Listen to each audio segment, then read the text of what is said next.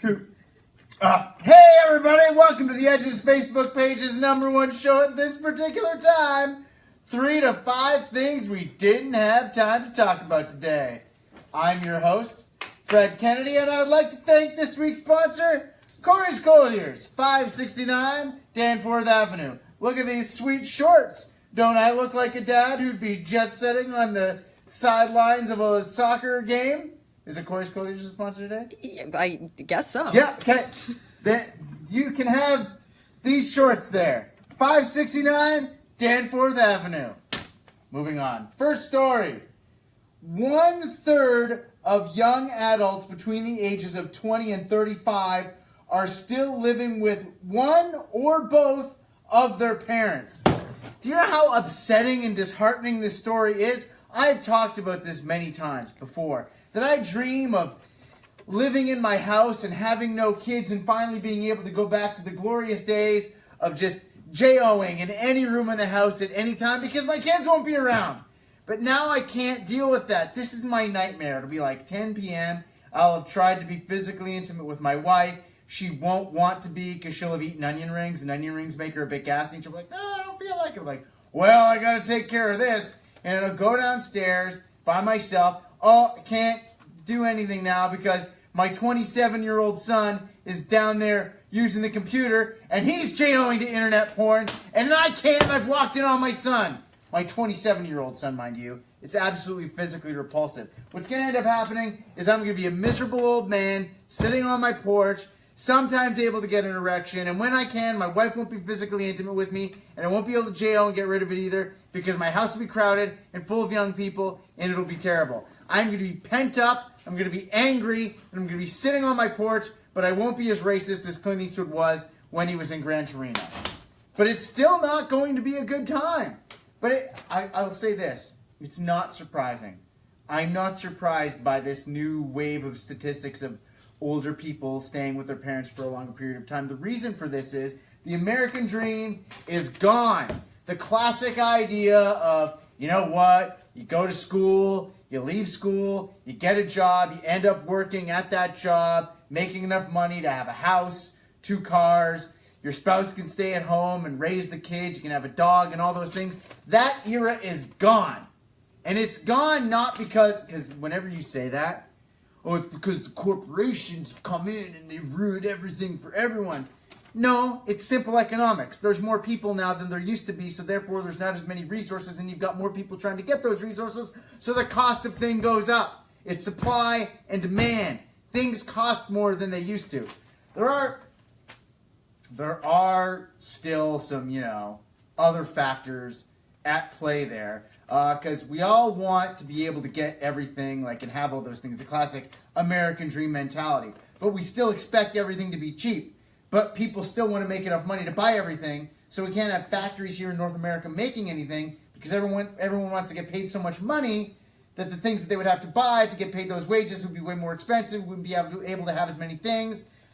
Am I making sense here? People want things to be cheap, so the labor to make those cheap things also needs to be cheap. So the factories go to other places far and away where people can get paid less, and then people over here lose their jobs. It's a horrible cycle, is what it is.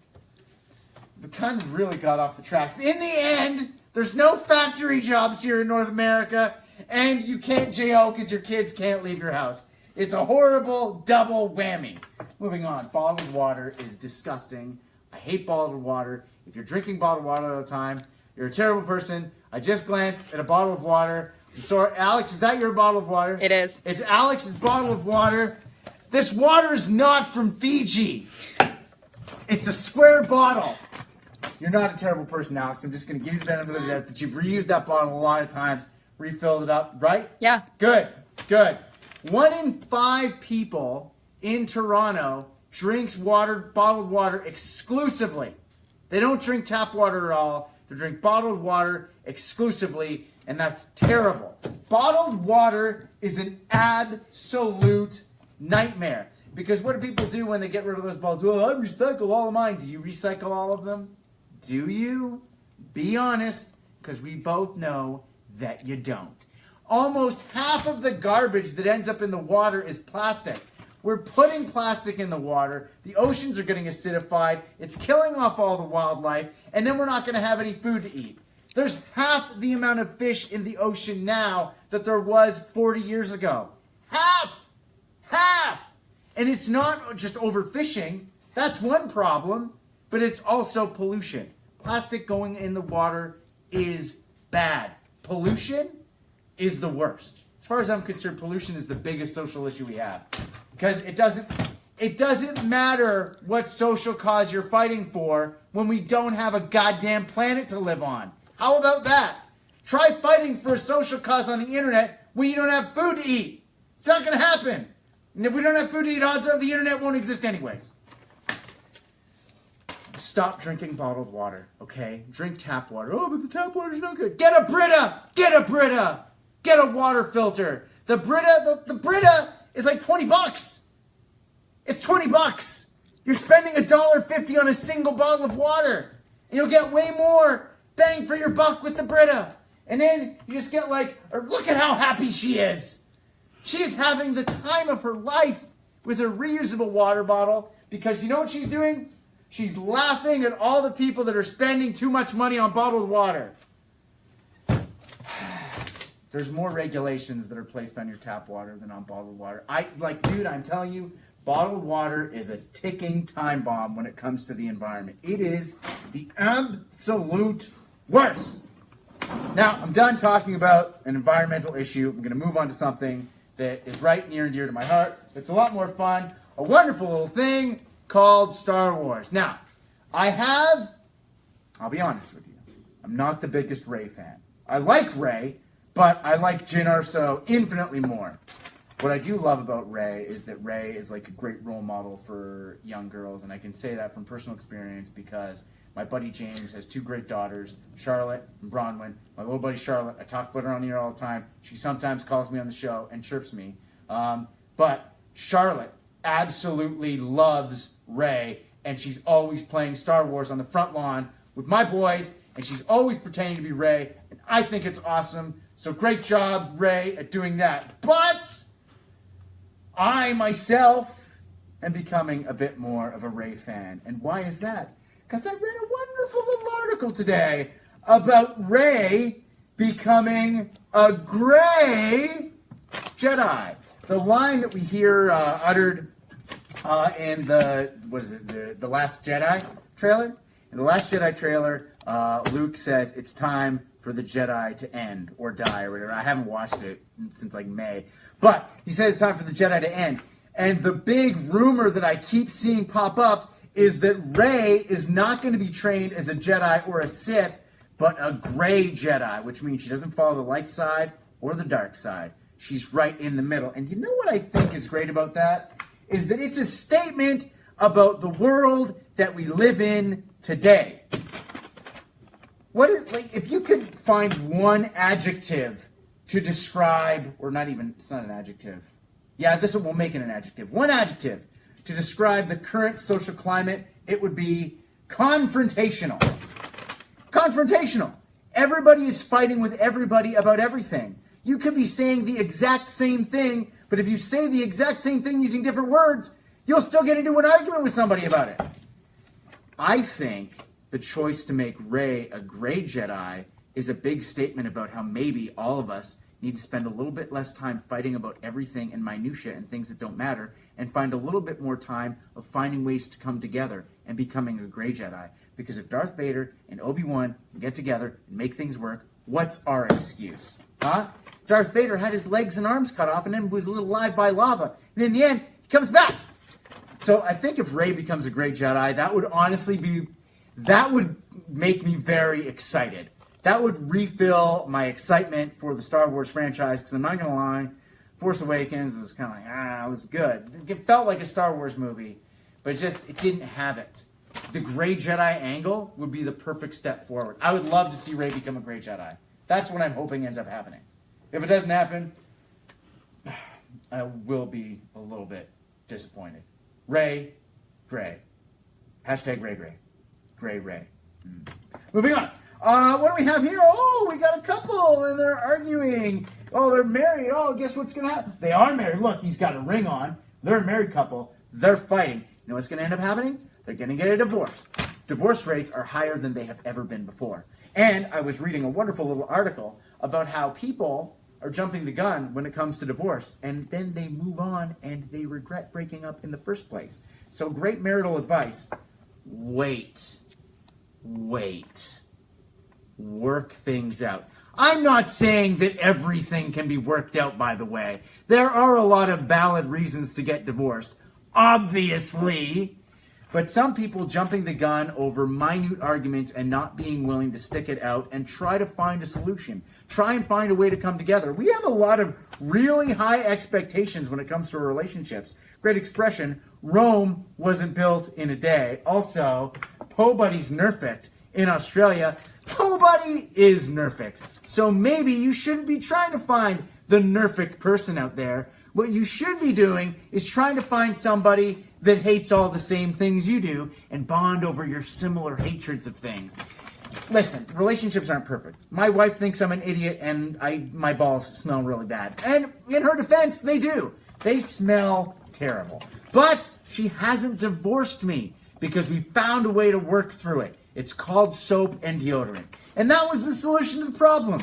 What you need to do is you need to find the soap and deodorant to the stinky balls in your relationship rather than just cutting the balls off and throwing them out, which isn't for everybody. Gabe, be patient is what I'm saying. You good? Good? Moving on? Oh my God. Okay. There's a new show coming to MTV that I think is worse, infinitely worse than Jersey Shore. And it is called Siesta Key, and it features these horrible people from Florida that are richer than us. Oh, look, they've got the token black person in there amongst the rich white kids. That's nice. That's progressive. That's how we'll be inclusive on. No wonder there's so much hatred against white people. They keep putting dumb shows like this on TV. It's entirely understandable. So, why is this show making that specifically, and why am I showing a picture of this shark being dragged through the water? Because one of the main guys on the show is a guy by the name of Alex Compothecas, and it was his dad that actually had the idea of turning him and his friends into a TV show, hired a production company, made the pilot, and then MTV picked it up. Now, that guy is friends with some dudes that got a little bit of viral fame last week because they caught a shark and they hooked it up and then they dragged it in behind their boat, and that shark was in turn eaten by other animals. His friends also have posted a lot of photographs. Now that's like just a random guy feeding beer to a fish. But I found a bunch of pictures of these dudes on Imgur doing insanely horrible things like catching endangered species and protected species. There's a massive species of grouper where they've hooked it and they've pulled it up out of the water and they're dumping garbage and beer into its throat. And this guy's got a friggin' show on MTV, man. Now, I know that I kind of said it wasn't as bad as Jersey Shore, but Jersey Shore was innocent stupidity, okay? It was almost exploitive in the sense that the cast of Jersey Shore was the big dumb grouper having garbage dumped into its throat. They were the fish, you know? Whereas this is a show celebrating the garbage dumpers into the fish's mouth. I'm just tired of dumb people becoming famous specifically because they are dumb. It's horrible. It's a horrible, horrible, horrible thing. We're celebrating stupidity. This is the thing. There was a group of high school students here in Ontario that competed against like 500 other groups of high school students around the world to conduct an experiment on the Large Hadron Collider. You know? 500 groups of students from around the world. And they won. Students from right here in Toronto. There wasn't anything really written about them. There was one story in the newspaper. Those are the types of kids we should be putting on TV. Not the cast of Toddlers and Tiaras or 16 and Pregnant. I'm sorry, but I'm not saying that these kids are dumb because they got pregnant at 16. I'm saying that they were 16. Don't roll your eyes, Alex. I'm saying that they were 16 and pregnant, and then producers of a television show were encouraging them to act like idiots on TV and make irresponsible decisions, and then we praised them for it. The how about that girl? Catch me outside, how about that? Get sterilized, how about that? I'm just getting sick of it. Like we talk about how no wonder children are so disrespectful these days. Because we celebrate people for being disrespectful and awful. I'm not saying that we should have some like oligarchy making all of the better decisions for us, but clearly they do a better job than the network programming that's going on these days. Hey, 16 and pregnant was good. Why not 15 and pregnant? And we'll film the whole thing in Arkansas. Ugh. You know what? I wouldn't be surprised if they made a show to find like people that are so reactionary to society that instead of not vaccinating their kids, they've chosen not to teach their kids to read because reading will give them AIDS or something. That's the new show. That's the new show coming to the Learning Channel. Non-vaccinated kids who